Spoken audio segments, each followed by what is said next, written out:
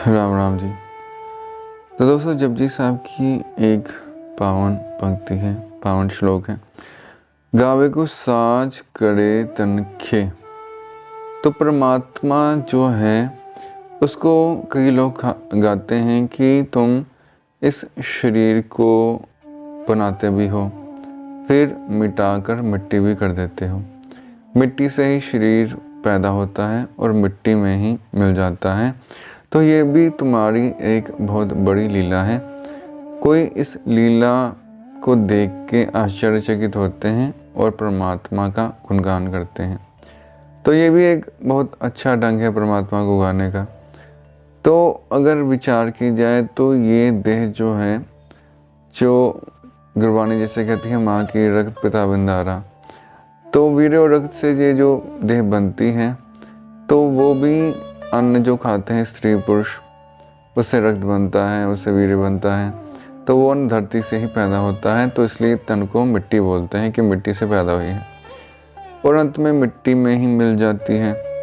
अगर उसको दबा दिया जाए तो भी मिट्टी में मिट्टी हो जाती है, और अगर जला दिया जाए तो भी राख बन के मिट्टी में मिट्टी ही हो जाती है। तो दोनों सूरतों में देह का अंत एक ही होता है, मिट्टी।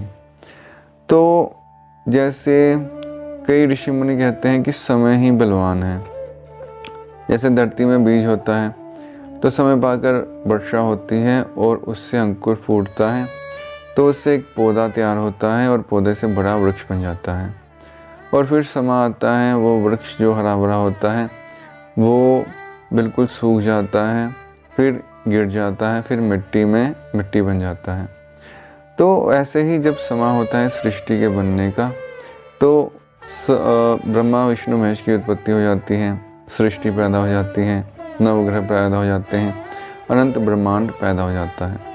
और जब इसके मिटने का समय आता है, प्रलय काल आता है, तो ये समय ही इस पृथ्वी को मिटा देता है, चारों तरफ प्रलय ला देता है।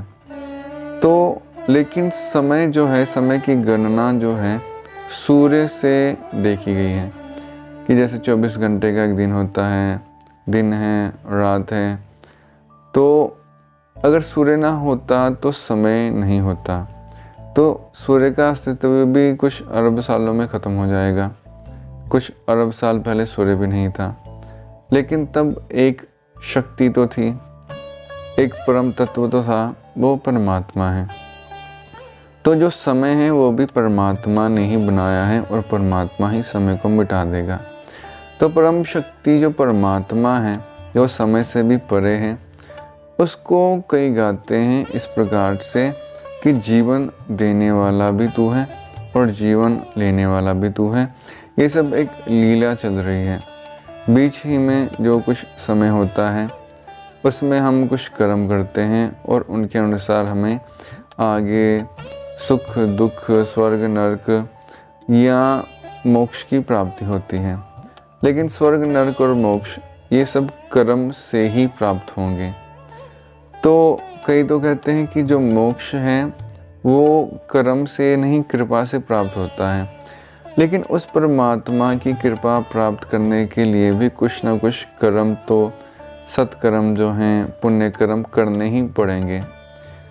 पुण्य कर्म उस मोक्ष को प्राप्त करने की मजदूरी नहीं है, लेकिन वो अपने अंतःकरण को शुद्ध करने का ज़रिया है। परमात्मा तो हमारे अंतःकरण में ही विद्यमान है। जैसे ही अंतःकरण शुद्ध होगा वैसे ही परमात्मा प्रकट हो जाएगा। तो ये भी एक सरल साधन है परमात्मा की प्राप्ति का। गावे को साज करे तनखे, कोई गाता है कि वो परमात्मा शरीर को बना के मिटा भी डालता है। धन्यवाद।